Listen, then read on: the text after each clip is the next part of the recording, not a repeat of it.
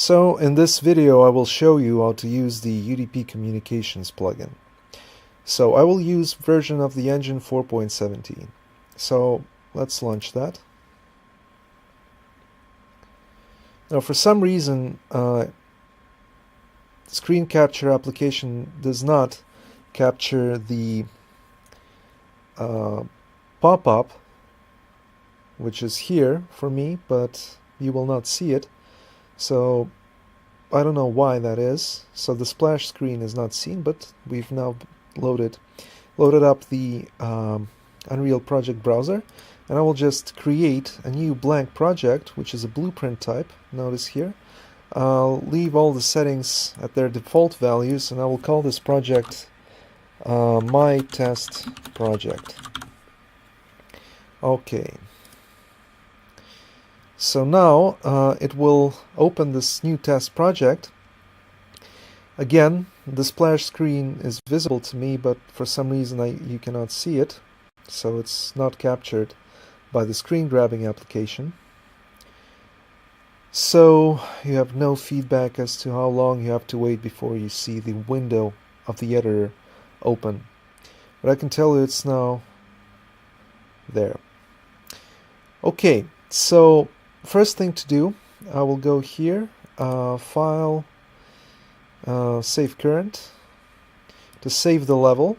Currently it's called New Map, so I'll leave the default value there. And now, once that is done, I will just quit this application. Okay, now we need to actually copy the plugin. So I'll put this away. And as you can see here, I have this file structure here. So 417 contains the plugin itself, and 417 SRC contains the source. And interesting enough, the sources are actually different between those versions. So currently I have 415, 417. Because I need 417, I will now copy the content of the plugin here to my new test project, which is this one. Notice that I don't have a plugins folder yet, so I will create that first. So I'll create a new folder and call it plugins. And once that folder is created, I'm just going to copy this thing into the plugins folder. Alright, so now I will relaunch the project. Once again, no splash screen, which is a pity.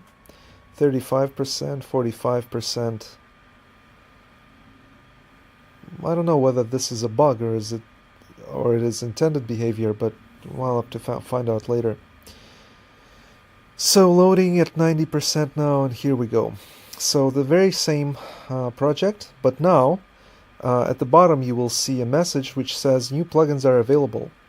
And if you click Manage Plugins, you will get here, and you will see here UDP Communication listed as a new installed plugin here. It's enabled, so that's it. We just needed to see that it's here. And now I will close it down. Now I will show you how to actually make use of this C++ plugin. So in order to actually use the plugin, you will need to create a new blueprint class. So I will go here, add new, and I will choose blueprint class. Then I have to go to all classes here, choose that, and here type UDP, and you will see that there are two actors currently available, which is UDP receiver and UDP sender. Let's try it with UDP sender in this example. So I'll choose that, click select, and the new blueprint will appear. And I will call it, let's say, UDP sender BP. Okay, so now I'll once again save it, save all. And now in order to use it on my level, I actually need to drag it onto the level. Alright, now that it's available, I make sure that it's selected here, and in order to use it in any actual work, I need to go to Level Blueprint. And because this guy is selected over here, I can, in the Level Blueprint, what I can do is I can type in, by right-clicking anywhere in the event graph, here, right?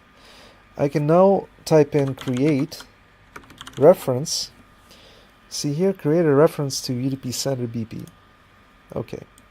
And now we have a reference to the existing instance on our level that we can work with.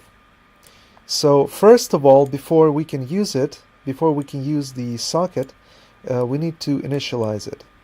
And in order to do that, I start dragging from here and then type start. And you will see that under UDP communication, we have a start UDP sender. And we want this event to occur on begin play. So when our level is loaded, we want this guy to start up. And so the parameters of this one, socket name could be, let's say, socket1. The IP is 127.0.0.1 for localhost applications. And the port could be set to, let's say, 9090. Remember these parameters as they will be required later.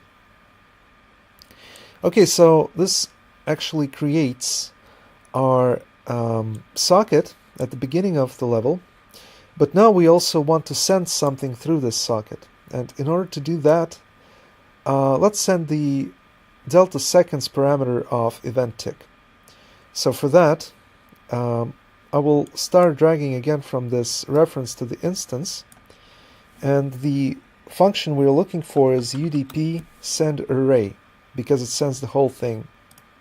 And the array consists of quite a few parameters, 20 floats and 3 unsigned 8-bit integers. So in order to send anything, we need to create the array first. So I start dragging from data here, and I type in make UDP data. And so we want to send the packets at the moment every frame. So I plug it here, the event tick, to UDP send array, and we want to send this delta seconds value. So I just plug it to float 1. Alright, that basically does it. So the full blueprint can be seen here. Quite a simple blueprint. Alright, now I compile it, make sure that it compiles. And now when you click play in the editor, you should start sending a packet where we have the first floating value to be equal to the delta in seconds, which is the distance between consecutive frames of the game. Alright, so that's it. Thank you for your attention.